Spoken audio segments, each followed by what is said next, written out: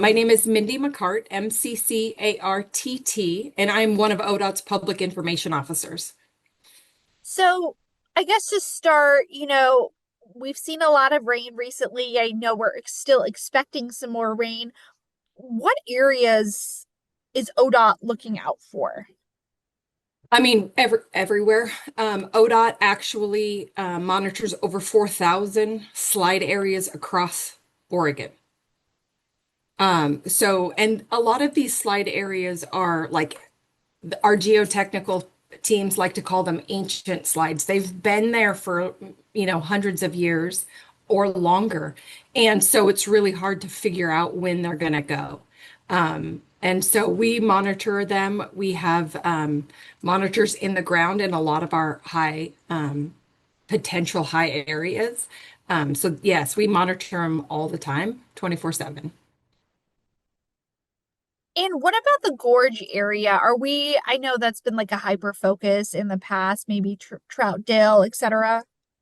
Um, I mean, I didn't really specifically look at the big slide area risks. But again, like I said, when you think about those areas that we have dealt with over the more recent past, it's different kinds of falls. Like our big closure on 229 is earth, right? Like it's massive amount of dirt and the side of the mountain fell.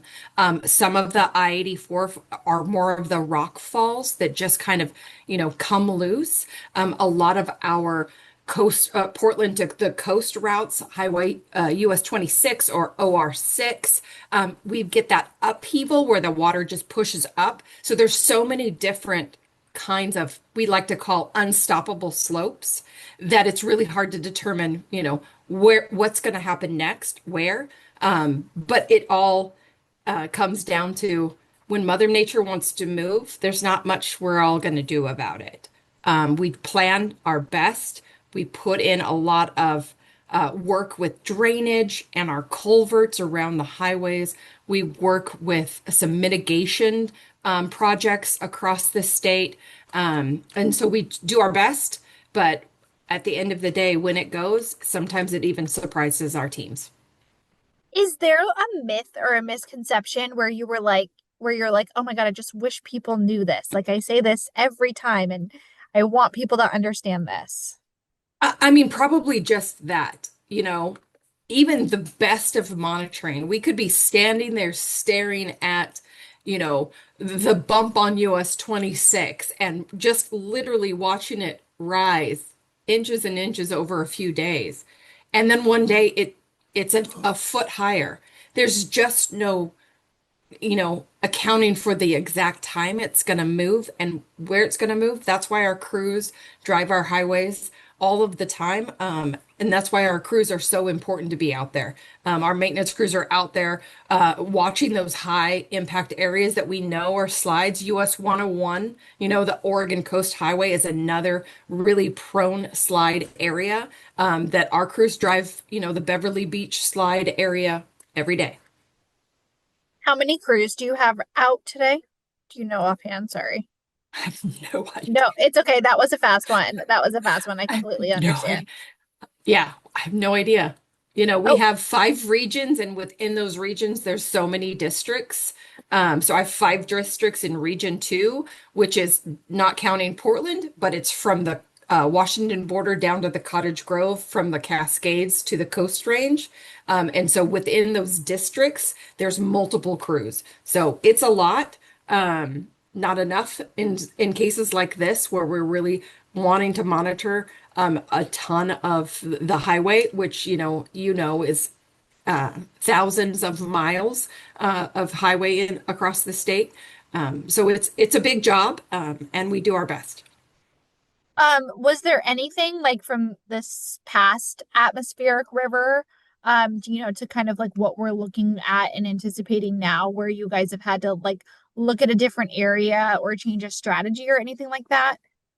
Not as of yet. Again, we were monitoring a bunch of high water areas. One of which was 229. We had about 3 miles north of where the slide happened. We had just the day before repaired a sink, which is one of those cracked places where the water pushes up the asphalt and it gets a crack, and we call those a sink. And we had just patched and paved a sink at milepost 9 on 229. So, right, those are the areas where our crews are monitoring. Water has to go somewhere, and sometimes it just goes and pushes and moves that earth. Do you have any questions, Felicia? I guess I'm curious about the cleanup process. Oh, she wants to know about the cleanup process.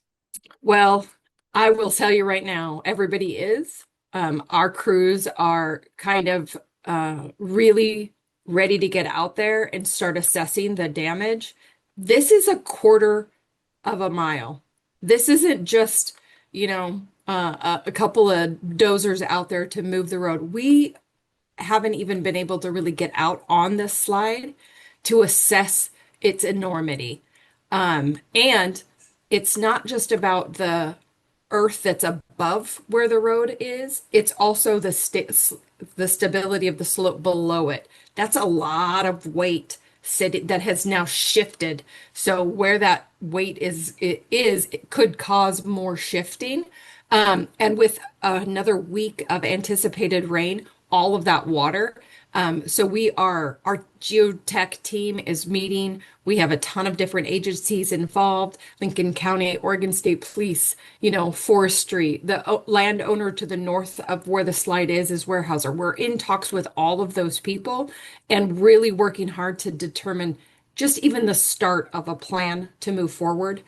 We still don't have confirmation if the road is even still there. And just to make sure I'm crystal clear, we're talking about 229, right? 229, sorry. Okay, I just Yes. no, I just want to make sure I'm accurate there. Is there Yeah. anything else that I didn't ask you that you think is important to share or add? Just the fact that safety is our priority, right? It's the safety of the traveling public, it's the safety of the people that live in the area, but it's also just the safety of our crews, right? That land can move at any time.